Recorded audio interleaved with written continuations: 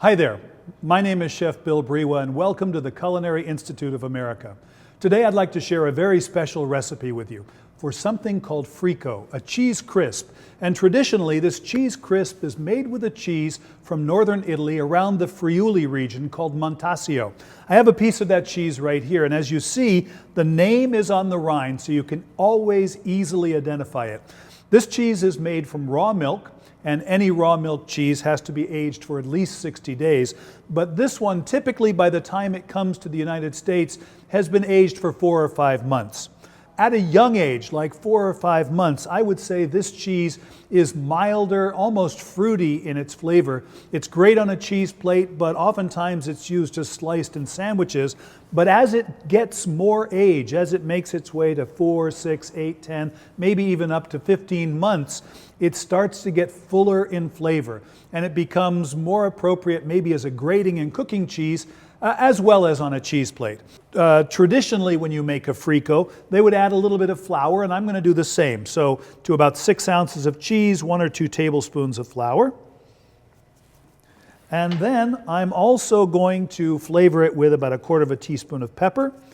And then finally, and this is where it turns Asian, I've got toasted and ground sesame that I'm going to add as well. So there's a couple of tablespoons of toasted and ground sesame. Now, at this point, I can mix this all up. And what I want to do is I want to spread this very, very thin onto a sheet pan with a little bit of parchment paper, or if you have a silicone mat, you can use that as well. And about a tablespoon of cheese is enough. You want it to be relatively thin. As it melts, it will begin to spread just a little bit. I'm going to sprinkle some black sesame on top as well. And I'm going to put that on there. I love the way that black color just pops right out. And we're going to put these into the oven and bake them at about 325 degrees. Now, a word of caution. Let me get them in. And the caution I want to throw your way is this, that you don't want these to get a deep, dark, golden brown. Instead, you would be better off having them a little bit on the light side. If the cheese gets too dark, what you can expect is that it will begin to get bitter. So as a point of reference, if you look at these two colors here, don't let your Frico get this dark.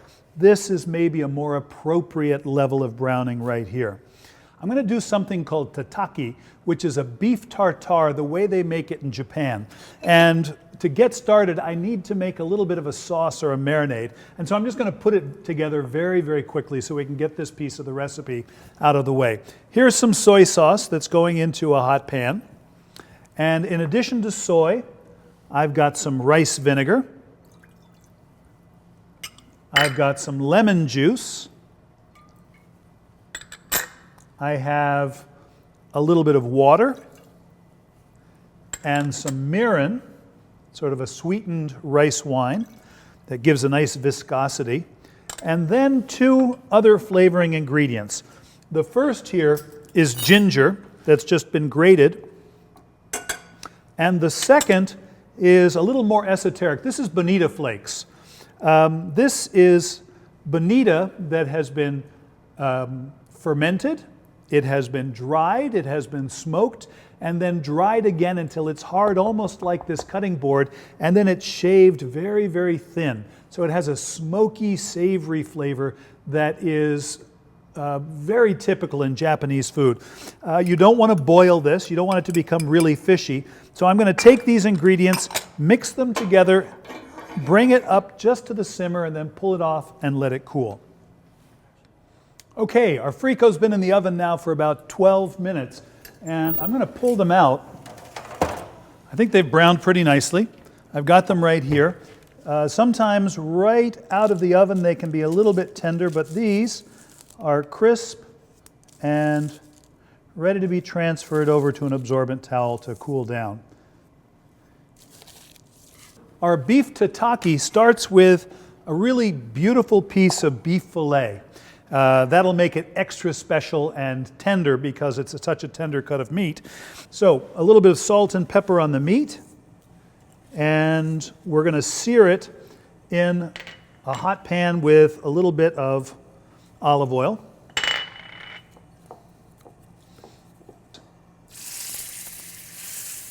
Now, having the meat right out of the refrigerator guarantees that it stays raw on the inside, which is exactly what you want. This will take, 2 or 3 minutes tops. I'm not going to do it all, but I do have a piece of meat that has already been browned. You can see it right here, and you can see also that it is in a certain amount of liquid. That liquid is nothing more than the marinade and sauce that we already created. What I did is I strained the solids out and I put it over the meat, and I took the hot meat and I allowed it to cool in that marinade so that it would absorb the flavor of the soy, the ginger, the bonito flakes, so on and so forth. So next is to take this meat and we're going to dice it up. And I'm going to add some scallions, a couple of tablespoons of scallions. And then take a little bit of the same marinade or sauce that I marinated the meat in and use it to dress this meat so that it has good flavor. Right now the outside has been exposed to the marinade, but not the insides.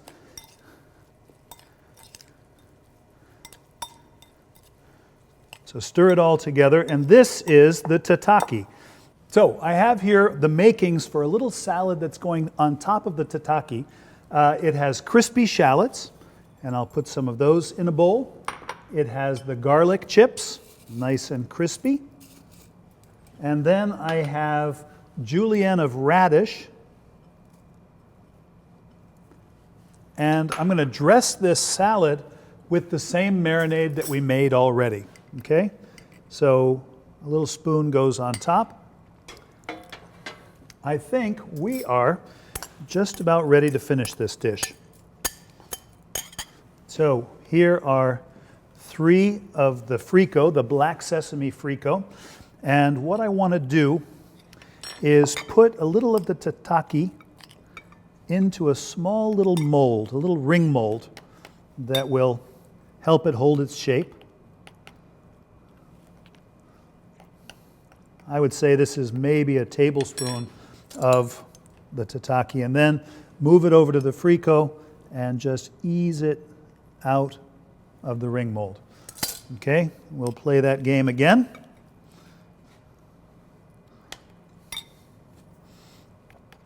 If you press it in nice and tight, it should hold its shape.